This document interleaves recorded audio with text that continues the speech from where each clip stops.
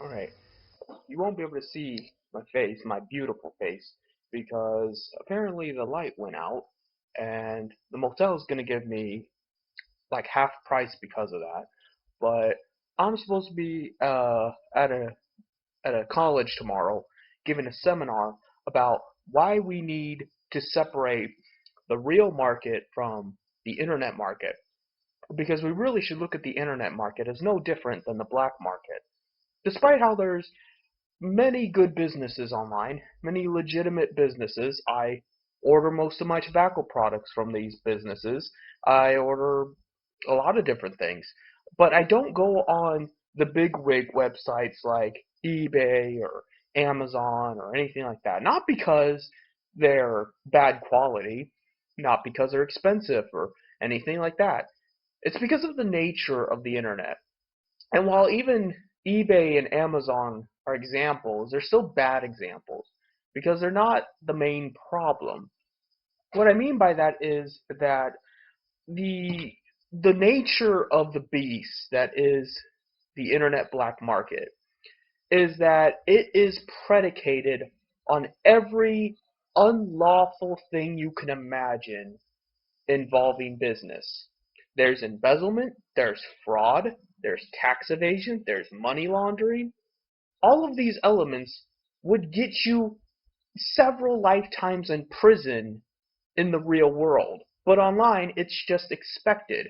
Nobody cares. And it's mostly because the internet is considered a young, middle class white people thing. That's why nobody cares. Because, angst high school kids and college kids don't care about embezzlement, fraud, money laundering, tax evasion, etc. They ain't going to care about any of that until they're in their 50s and 60s and trying to collect Social Security. So they just think of that as, the business world. That's what it's like. We're all cutthroat mobsters, you know, breaking the law every which way and seeing how much we can get away with. No, no, that's not the real world. The real world is that the more money and the more power you have, the more responsibility and the more liability you have. It's not fun. It's not to say there isn't perks. It's not to say that it isn't preferable. But there is a lot of things you have to take care of, and only you are responsible for. It's not the fault of your workers. It's not the fault of the consumer. It is not the fault of the laws. It is your fault. You have to be held liable, and you have to make sure you know what's up if you're going to own property and you're going to profit off that property. And the internet is not willing to do that. I will give an example because apparently young white people are not interested in hearing about how moderators are breaking the law. And I have to say moderators. I know that confuses people because they're like, moderators? You mean debate moderators? No, you stupid asshole. I mean internet moderators. I mean that fat son of a bitch behind the computer screen who's banning you because you used the word faggot. I'm talking about that guy. And that guy is breaking the law. That guy, when he asks for donations, is not putting that on his tax return. That is unlawful. That guy is just collecting money randomly, which is money laundering and embezzlement of money. That is also unlawful. That guy is discriminating against thousands of members when he says, you broke the terms of service. Doesn't fucking matter. Terms of service is not the law. But when you ban somebody, that is the law. And you just broke it. But none of that matters to them.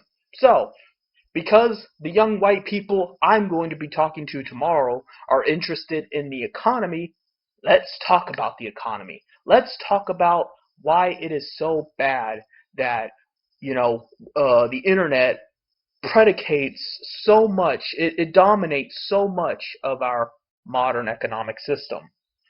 When I was on Reddit the other day, I got IP banned. Not just account banned, IP banned for the things that I did. I'm not even going to lie about it.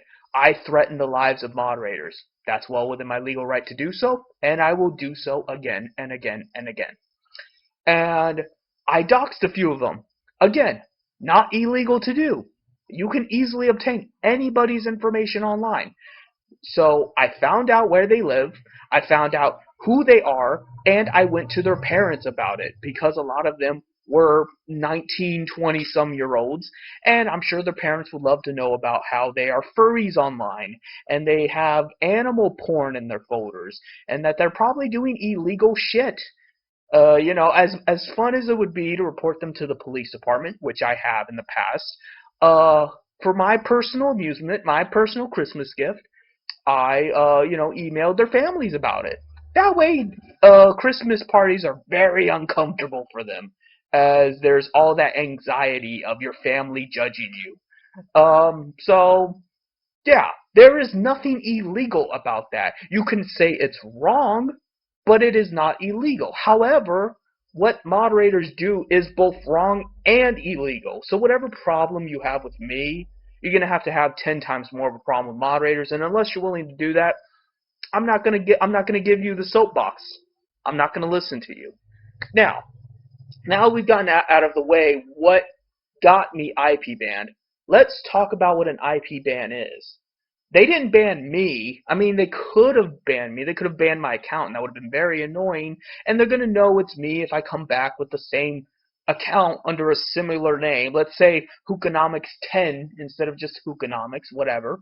But all in all, they decided to ban the IP to ensure I can't come back because I'm an idiot and don't know how to change my IP address.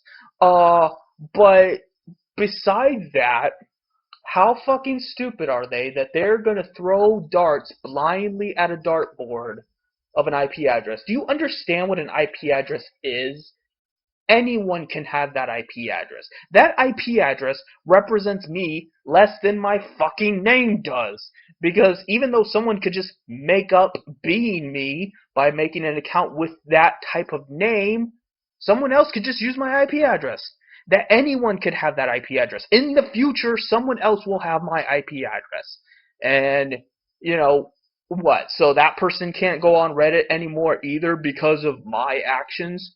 Not that I care, but think about that. Think about what that says for our society, that we're just going to punish random people that had nothing to do with anything because the moderator said so. So a drive-by shooting because a moderator felt like it. And imagine what would happen if I had the time and the patience to develop primitive bots that just went around doing all the things that could get someone IP banned on Reddit under many different IPs. It wouldn't be difficult to pull off. Get like 100 bots with 100 random IPs and start just saying, hey guys, let's join ISIS, Hey guys, do you know where I can get some child pornography? And crap like that. And so they get IP banned too, and now 100 random people are now banned from Reddit forever. Because apparently Reddit moderators are more stupid than fucking random primitive bots that are coded on JavaScript. And you're letting these dumb white kids run the economy. You're letting them float around with billions of dollars in GDP from Facebook and Google and things like that, because this isn't just a Reddit thing. This isn't just a 4chan thing. Those are just the most blatant, dirty examples. But this is an internet problem. This is the problem with the modern technology and the way we use it. And the only way we're going to get away from that is if we reject it in its entirety. We cannot just reject, oh, this particular website. That's like saying this particular bad member. It isn't the member's fault. It is the owner's fault. Just as that's why they have to ban me. They can't just fucking arrest me. They can't hold me accountable and sue me, because what the fuck are they going to sue me for? If they were going to sue me, I would have to be a legal person online to be liable for that shit. But if I'm liable for shit, they wouldn't be able to discriminate against me, now would they? So there's a catch-22. If they're going to ban me, they're going to have to admit they're property owners. But if they're property owners, then they're going to have to admit legal liability, legal responsibility, and won't be able to ban me anyway. And these stupid white kids are not willing to do that. They're not willing to have that adult discussion about the implications of their decisions. That goes well beyond me calling you a faggot.